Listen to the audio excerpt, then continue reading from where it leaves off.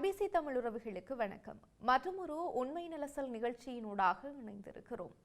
அனுர அலையில் மூழ்கி போன ரணிலினுடைய அரசியல் மீள்பிரவேசம் எப்படி இருக்க போகிறது? தென்னிலங்கை அரசியலில் ஏற்பட்டிருக்கின்ற குழப்பம் இதற்கு எப்படி வித்திடப் போகிறது என்பது பற்றி இன்றைய உண்மை நலசல் நிகழ்ச்சியில் பார்க்க இருக்கிறோம். இலங்கையில் அரசியல் வரலாற்றில் மிகப்பெரிய திருப்புமுனையாக அமைந்தது 2022ஆம் ஆண்டினுடைய பொருளாதார நெருக்கடி. அந்த நெருக்கடி நாட்டினுடைய அரசியல் கட்டமைப்பையே புரட்டி போட்டது.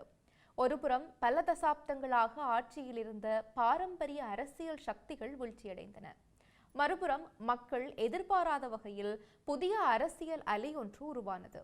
இந்த பின்னணியில் தான் ரணில் விக்ரமசிங்க, அனுரகுமார திசாநாயக்க, சஜித் பிரேமதாசி ஆகிய மூவருமே இலங்கையினுடைய அரசியல் மையமாக மாறினார்கள். இலங்கையானது கடும் பொருளாதார வீழ்ச்சியில் சிக்கிய அந்த தருணத்தில் அந்த நெருக்கடி அரசியல் அதிகாரத்தை மட்டுமல்லாமல் மக்கள் அரசியலை பார்க்கின்ற அந்த பார்வையையும் மாற்றியது. இத்தகைய சூழலில் எந்த அரசியல்வாதியுமே முன்வர தயங்கிய நேரத்தில் நாட்டினுடைய பொறுப்பை ஏற்றுக்கொண்டார் முன்னாள் ஜனாதிபதியான ரணில் விக்ரமசிங்க. மக்களினுடைய நேரடி ஆணையுடன் அவர் அதிகாரத்திற்கு வராமல் இருந்தாலுமே அவருடைய அரசியல் அனுபவம், சர்வதேச உறவுகள் மற்றும் பொருளாதார மேலாண்மை திறன் என்பவற்றினுடைய அடிப்படையில் அவர் கடுமையான ஆனால் தவிர்க்க முடியாத சில முடிவுகளை எடுத்தார். IMF உடன்படிக்கை, கடன் மறுசீரமைப்பு, அரசு செலவு கட்டுப்பாடுகள் போன்ற கடினமான முடிவுகள் மக்கள் மீது சுமையாக இருந்தாலுமே நாடு முழுமையான வீழ்ச்சியில் இருந்து ஓரளவு மீள்வதற்கு ரணிலினுடைய அந்த முடிவுகள் காரணமாக இருந்தது. இந்த பின்னணியில் தான் ரணில் விக்ரமசிங்க தான் நாட்டினுடைய அடுத்த ஜனாதிபதி அப்படின்னு சொல்லிய கணிப்புகள் அரசியல் வட்டாரங்களில் வலுப்பெற தொடங்கினது. பொருளாதாரத்தை சீரமைத்த தலைவர் அப்படின்னு சொல்லி ஒரு படிமம் அவருக்கு உருவானது. ஆனால் அந்த அரசியல் கணிப்புகளை முற்றிலும் புரட்டி போட்டது அனுரகுமார திசாநாயக்க தலைமையிலான தேசிய மக்கள் சக்தியினுடைய திடீர் எழுச்சி. இந்த அனுர அலை என்பது ஒரே நாளில் உருவானது கிடையாது. அது ஊழலால் சலித்த மக்களினுடைய மனநிலையின் வெளிப்பாடாகவும் பாரம்பரிய அரசியல் மீது ஏற்பட்ட ஆழ்ந்த வெறுப்பினுடைய பிரதிபலிப்பாகவும் தான் இருந்தது. பொருளாதார நெருக்கடியை கையாழ்ந்தவர் அப்படின்னு சொல்லிய புகழ் ரணிலுக்கு இருந்தாலும் அந்த நெருக்கடியை உருவாக்கிய அரசியல் வர்த்தகத்தினுடைய ஒரு பகுதியாகவே ரணில் விக்ரமசிங்க பல மக்களால் பார்க்கப்பட்டார். இதுவே ஜனாதிபதி தேர்தலில் அவருடைய தோல்விக்கான அடிப்படை காரணமாக அமைந்தது. தேர்தல் தோல்விக்கு பின்னர் ரணில் விக்ரமசிங்க அரசியல் செயல்பாடுகளில் இருந்து விலக திட்டமிட்டதாக தகவல்கள் வெளியாகின. இதனை சிலர் அவருடைய அரசியல் வாழ்க்கையின் முடிவாக கருதினாலுமே சிலர் இதனை ஒரு தற்காலிக பின்னடைவாகவே இப்போது வரைக்கும் பார்க்கிறார்கள்.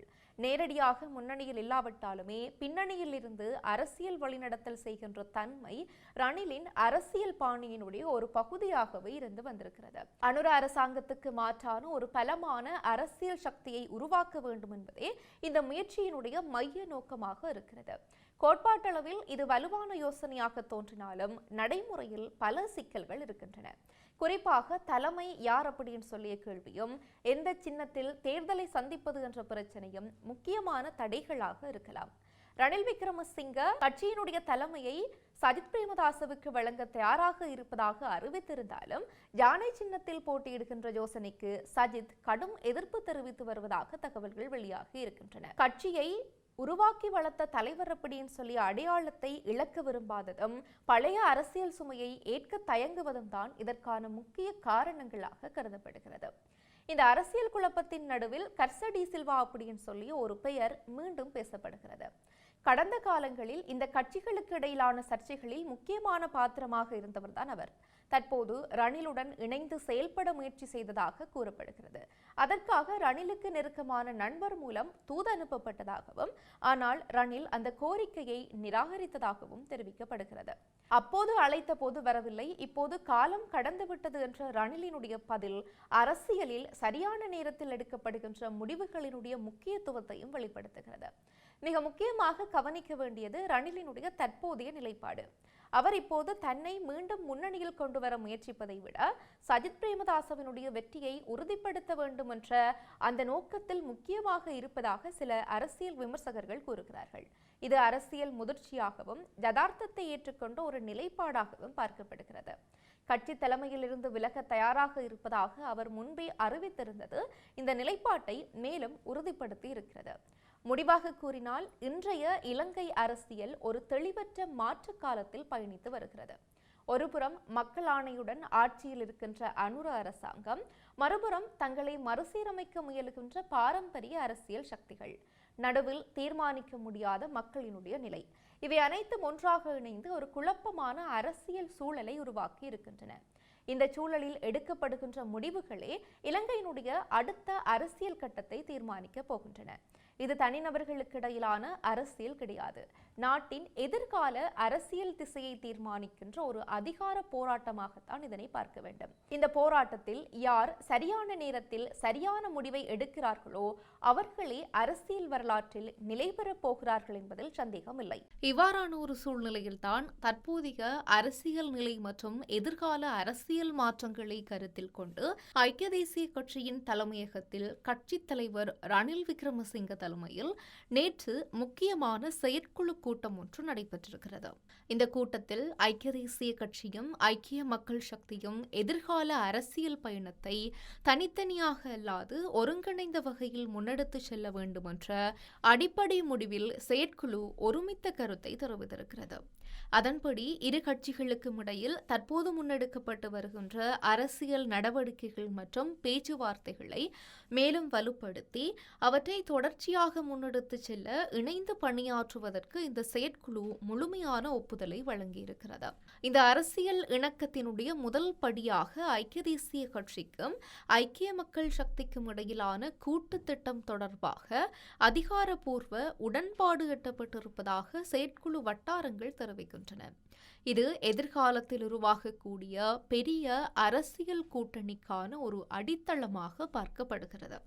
இதனைத் தொடர்ந்து இரு கட்சிகளுக்கிடையே இடம்பெற்ற பேச்சுவார்த்தைகளில் முன்வைக்கப்பட்ட விடயங்களை கவனத்தில் கொண்டு செயற்குழுவில் பல முக்கியமான முன்மொழிவுகள் விவாதிக்கப்பட்டு தீர்மானங்களாக ஏற்கப்பட்டிருக்கின்றன.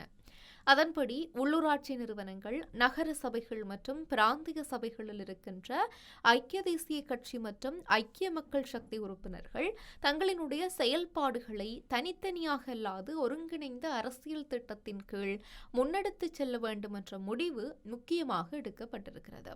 இதற்காக இரு கட்சிகளையும் பிரதிநிதித்துவப்படுத்துகின்ற ஒரு கூட்டு தேசிய திட்ட அமுலாக்கல் குழு நியமிக்கப்பட இருக்கிறது. இந்த குழு உள்ளூராட்சி மட்டத்தில் அரசியல் செயல்பாடுகளை ஒரே திசையில் நகர்த்தும் பொறுப்பை ஏற்கும் என தெரிவிக்கப்படுகிறது.